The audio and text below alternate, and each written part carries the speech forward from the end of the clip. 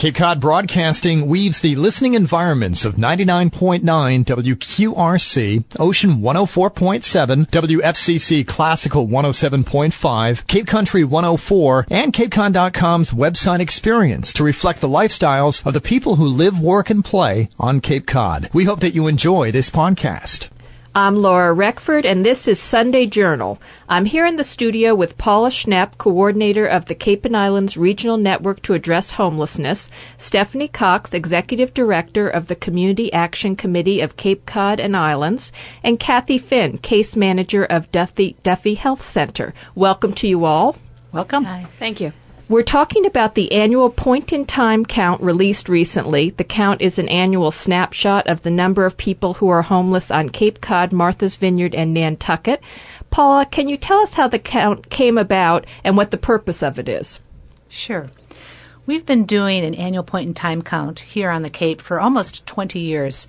And it started and it continues to be a requirement of the U.S. Department of Housing and Urban Development, better known as HUD, as a way of measuring at one point in time the number of individuals and families that are considered homeless in our community. And the count is done in the middle of winter. What is the reason for that?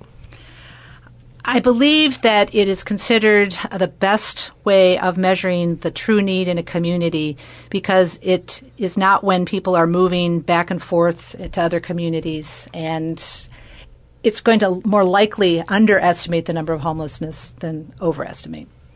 And what day was the count done this year, and what happens on that day? It was Wednesday, January 29th, and over a 24-hour period of time, we have a number of outreach workers, and I know Kathy is going to speak a little bit more to that, that are actually going out and interviewing people who are known in known locations like camps. And then also we get data from our various shelter programs to look at how many people are residing in shelter that night. And Kathy, you work with the outreach workers who actually do the count. How do they actually go about that, and who helps with the count? Well, the shelters are easy. We go in and count noses. But for the people who are living in tents, cars, a good number of them are known to the workers around the Hyannis and Cape area. So we just go out to where they are and make sure that they're still there that night and talk to people about where someone else might be that evening. And we just go out and into the night and find out the people. And what was the weather like this year? Oh, it's always cold. Short straw has to go out.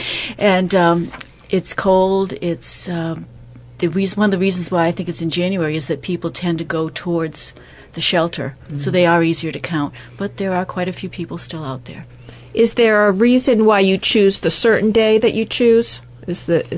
We're actually required by HUD to do it in the last week in January. So we try to stay consistent with the national standard. And across the country, you'll have folks going out not only interviewing, but also just doing a spot check to see how those individuals are doing on that particular evening.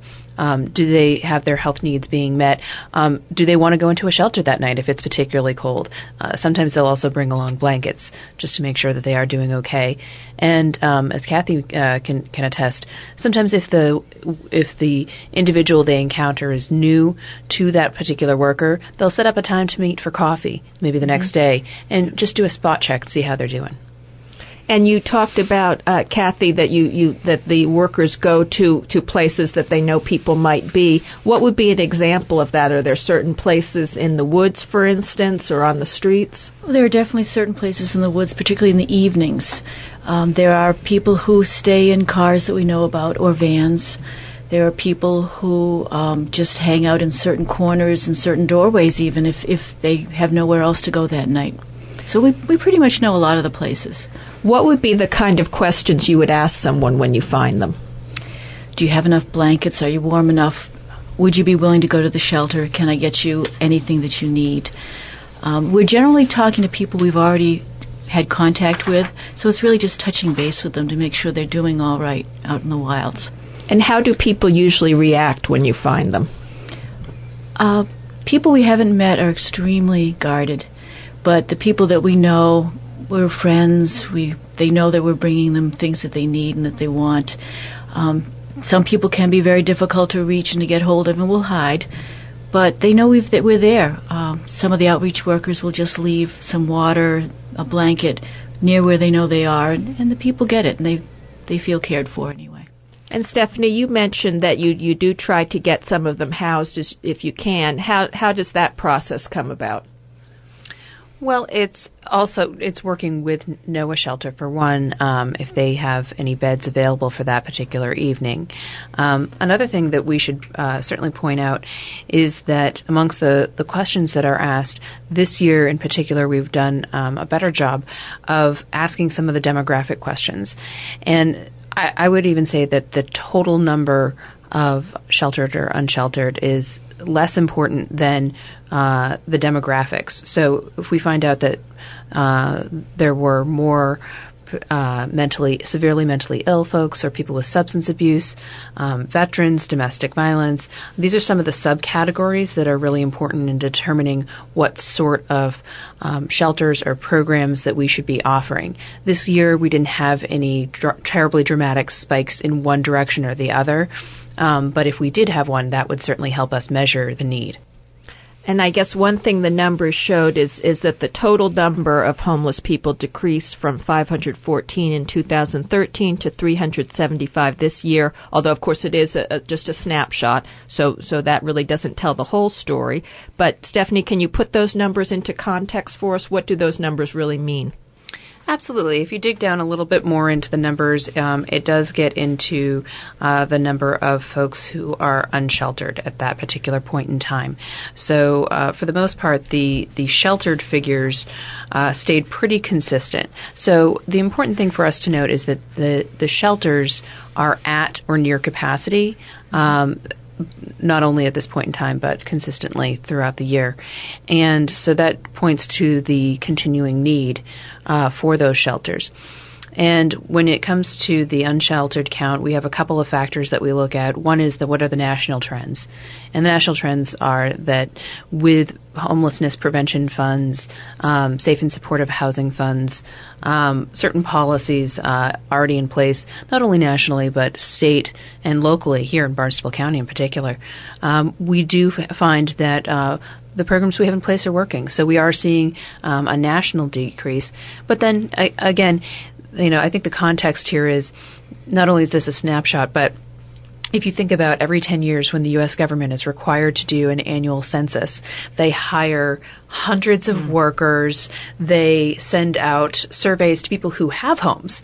That if they don't reach them, they go and they knock on their doors. We don't have doors to knock on, and we have a limited number of outreach workers. So it is a difficult undertaking, but again, that's why we say it is just a snapshot of the need. And how many outreach workers are there actually? The outreach workers vary because we work with a number of partners. It's not any one agency. It's a collection of human services partners across the Cape and Islands who will participate with not only their outreach workers, but also if they have shelters, we've also worked with other organizations that see families that are homeless that don't necessarily come up on our radar. The other thing, Laura, that I think is important to point out is that this is a HUD definition, and it doesn't take into account people like couch surfers. Yeah. So especially amongst younger people, you will see that. People who are staying a couple, 3 weeks on one person's couch, then going off to the next. I think you and I and our listeners would all agree that from our point of view, a homeless person is someone who doesn't have a permanent roof over their head. But for the purposes of this particular count, it is much more narrow. So it may not reflect the true need. Paula, there seems to have been a major decrease, I'm noticing here, in homeless people on Martha's Vineyard from 119 people last year to 29 this year. What do you think is behind those numbers? I think, as Stephanie pointed out, our ability to have the resources to do the